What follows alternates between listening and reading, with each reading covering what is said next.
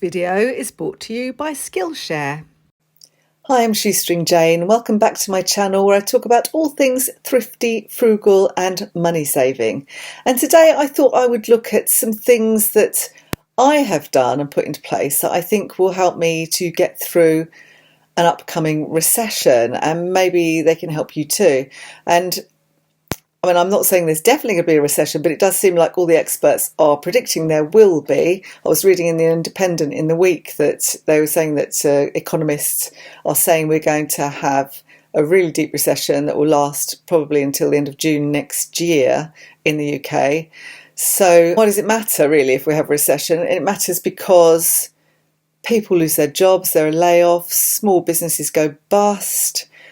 People can't get wage rises easily, we leads to strikes and all those kind of things, on top of inflation and the fact that prices have increased so much recently. Interest rates have gone up, people with mortgages are having to pay a higher amount each month, and that kind of thing can make it a really worrying time for people. I've been through this before. This is not the first recession I will have been through. I've been through several recessions. I'm old enough.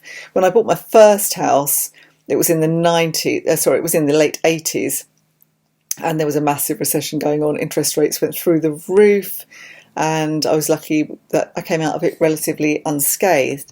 That was more through luck than good financial management, however, and I'll talk about that a bit more in a minute, because in one of the things that I think that you should do if you want to kind of prepare yourself to be, no one's recession proof. I'm not saying you can be recession proof, but there are some actions you can take so that when the financial SH1T hits the fan, that you are in a better position than perhaps other people might be. So I think it's really important to kind of prepare for the tough times during the good times, ideally. And one of the things, the first thing would be to clear your debts and to be debt free. And I'm coming at this from someone was never debt free for a long time. I never had massive debts, but I always had debts. I always had low level. I've mentioned this in previous videos. I always had low level debts. I never thought anything of having a couple of grand on my overdraft and owing a couple of grand to my credit card and that kind of thing. So when I decided that I wanted to sort out my finances, paying down debt was really one of the top things that I wanted to do. When I'm literally terrified of being in debt now. My income is just not large enough that I could pay down any amount of debt as well as dealing with cost of living increases. And I'm sure this applies to a lot of people, I've done it in the past, and as I say, paying down debt was the number one thing that I wanted to do, clear all my credit cards and all my overdraft and anything else that I owed when I decided to get a grip of my finances. And I'm very, very glad that I did do that, because I then was made redundant a few years ago and I didn't have any debt, so that was good. Now I don't use credit cards. I do have a credit card, but I literally never use it. It wouldn't occur to me to just buy anything on a credit card. I think if I can't afford to buy for something outright, I have to save up for it. And that's really what I do. So I just don't want to have any debt. As I say, it makes me worried about it. So if you have a lot of debts and you are able to, then I would just, if I was in that position now, I would just throw everything at my debts. I would be trying to get rid of my debts. And there are lots of ways you can do that. And there's lots of advice that you can take. I quite like Dave Ramsey. I think the way he approaches that kind of financial management and paying down debts is very structured and quite sensible. It's not entirely applicable all the time to a UK audience, but most of it is. The basics are and the foundations. So I found Dave Ramsey very helpful. I would say do that. Don't allow yourself any more credit. Just don't allow yourself to buy stuff on credit cards. Just focus on paying it all off. Of course, if you've got a mortgage, that's not the kind of debt you can just pay off. That requires a long-term strategy, and you might find that actually just meeting your mortgage payments is enough at the moment. I'm really talking about other debts, And if you have problems with debts, don't stick your head in the sand. It's just too easy to just think, just ignore this until I've got the debt collectors at the door. You don't want to do that. There's lots of help. There's lots of advice you can get. There are organisations like Citizens Advice, there's Turn to Us, there's Step Change, just off the top of my head, but all the ones I can think of I'll put in the description box below. So get help if you require help. And if you can possibly pay down your debt, I would do that first. That would be my number one priority. I think the second one on my list would be to learn about money and improve your financial literacy. Learn to manage your money as well. The thing is, if you learn about the subject of personal finance, you automatically start learning how to manage your money. That's part of it. And many of us are completely clueless about money. I certainly was completely clueless for the first maybe 40 years of my life. And I was forced into an epiphany when I got divorced and had to really think about how I was going to manage. Finally, I have mentioned this again in previous videos. So if you don't get any personal finance teaching at school, which, let's face it, I never did, and I still don't think they teach personal finance at school. I wish they would. I think they should. But if you don't get that, and you haven't got the kind of family who talks about money, and you don't get a good financial education anywhere, then you can be really floundering. And that would apply to me for sure. I didn't know what an interest rate was. I didn't understand debt, and I didn't understand anything about money. I didn't understand how mortgages worked when I got my first mortgage, which is, when I look back now, I think, oh my goodness, I'm so lucky I didn't get into trouble, really. But I had my epiphany, realised that I really had to get a grip. And I started to read everything. I read loads and loads of really great books about money. I've done some videos on these. Try and think if I can link them below, I will. I listen to money podcasts. I listen to radio programs about money. I read the newspapers. I read the finance sections. And I just educated myself. There's lots of good money bloggers as well that I read. So Debt Camel really springs to mind. Dave Ramsey, again, as I say, that was a crucial part of my education, and I think it really helped. So I think that it is important, if you don't understand money and you find that you're, a little bit unclear about how to manage your money better, then improving your financial literacy is something you can do really quite easily, and it will help you feel more in control. Skillshare is an online learning community with thousands of inspiring classes for anyone who loves learning and wants to gain new skills. The first 1,000 people who join using my link in the description box can have a 1-month free trial to explore the Skillshare class library. I had a look to see what they offer on personal finance, and there are loads of really useful looking courses to help you with your financial literacy. I did this course about how to make a personal budget on Excel from scratch. And if you're new to the idea of making a budget, this would be a really good one to start you off. It explains how to actually do Excel. So if you're not really familiar with Excel, it explains how to create the formula that help you do the calculations. It's really, really simple. You just have to follow it step by step. It explains how to record your income and your outgoings, so you can get started on your budgeting. I think you'll find it really helpful, this course, but there's several courses that are along similar lines. You can do all sorts of courses on all sorts of things. There's so many different things that you can explore and learn about. I'm really interested in personal finance, so I'm just having a look at those. You've got the core 4 of personal finance. There seem to be a lot of things for younger people, financial management for 18 to 26-year-olds, which is just a brilliant idea. This is what people should be learning about. They should be learning about these things. Financial independence for 18 to 26. Learning when you're young means that you have time to put lots of things into action, so it makes sense.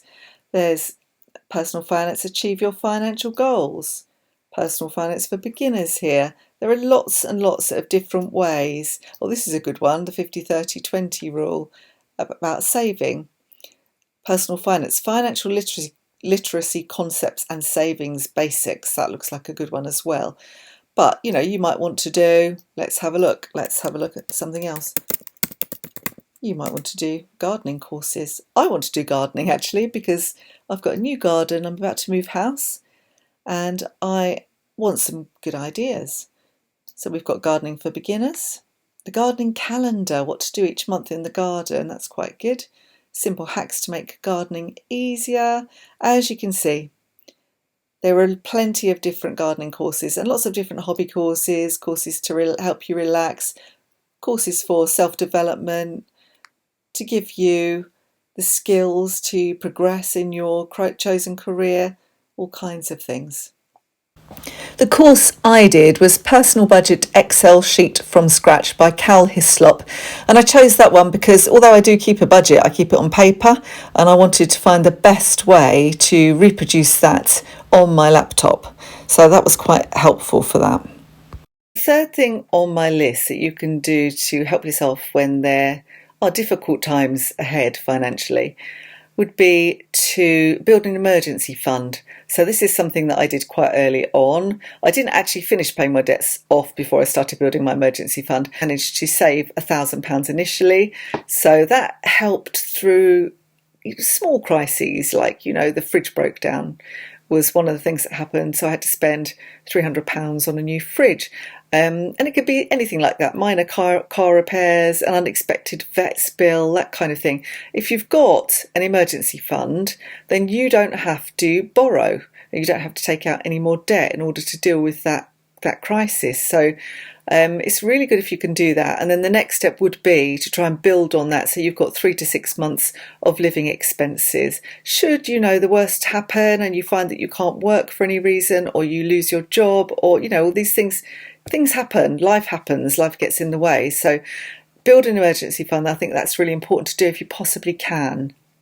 And then I think after that is just general frugality and just developing frugal habits that really helped me, and I think could help you. It's developing that frugal mindset so that you curb your spending, or that you spend differently. So maybe if you need something, you would look at buying something second hand, or wait and save up and buy whatever it is in the sales, just doing something different. Or you might find you can actually do without it or borrow it, or you just start to develop a frugal mindset. And small daily actions like writing a meal plan and a shopping list and using up what's in your cupboards already and avoiding food waste, that can help. Maybe changing the kind of things you buy to clean your house. So rather than buying masses of cupboards full of expensive branded cleaning products, you go back to basics with something very simple, mostly soap and water, a bit of disinfectant, vinegar, bicarb of soda, that kind of thing. They're very cheap and they can do the trick when it comes to cleaning your house. There are so many things that you can do day to day. Perhaps you would stop going to the expensive supermarkets and look at maybe the discounters like Aldi and Lidl, or at least trade down to the basic budget ranges and start using some of those groceries instead of premium branded products. But as I say, there's lots of things that you can do just developing a frugal mindset. And you might think that just doing odd things to save a fiver here and there really doesn't add up, but I think it really does. I think once you get into that mindset, you don't just save a fiver here and there. You start to save lots of fivers and tenors and £20, and all of a sudden you could save yourself £100 a month. That could go towards your debts, or it might go towards building that emergency fund I mentioned earlier. So developing a frugal mindset, you can watch lots of YouTubers like me who talk about frugality. There's lots of great blogs out there as well that you can read. So those kind of things just give you some inspiration. There are good books as well. The Tightwad Gazette is the absolute classic from the 90s. And as I say, that was a time of recession. So she was writing from a position of experience at that point. So that's how I've chosen to approach life these days.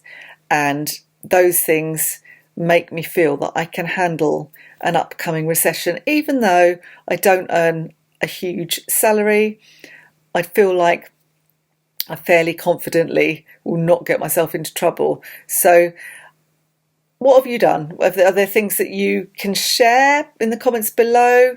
Are there mistakes that you've made and that you wish you hadn't made that you have now learned from? If you are in debt, as I say, if you are really struggling with your finances, don't hide your head in the sand. Do get a plan together. Go and speak to Citizens Advice or somebody who can help you get a plan in place so that you can move forward with a bit more confidence. There is help. If you do read Dave Ramsey, you'll see that people were hundreds of thousands of pounds in debt, but they got it together and they sorted it out. And you think, well, it's quite inspiring to see that kind of thing and hear those kind of stories, because there is hope, and you can come out of the other side. But if you can prepare yourself in the first place so that you safeguard your finances for the future, then you have a bit of ballast against whatever hits you, don't you? You have some protection. So anyway, if you enjoy this kind of video about saving money and frugality, then do subscribe. There will be more to come. And don't forget to give me the thumbs up as well. Thanks for watching. I'll see you again next time. Bye for now, and thanks again to Skillshare for sponsoring this video.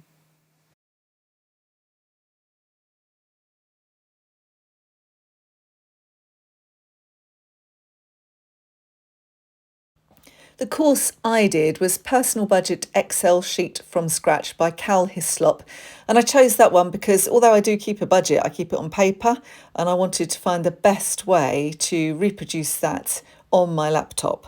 So that was quite helpful for that.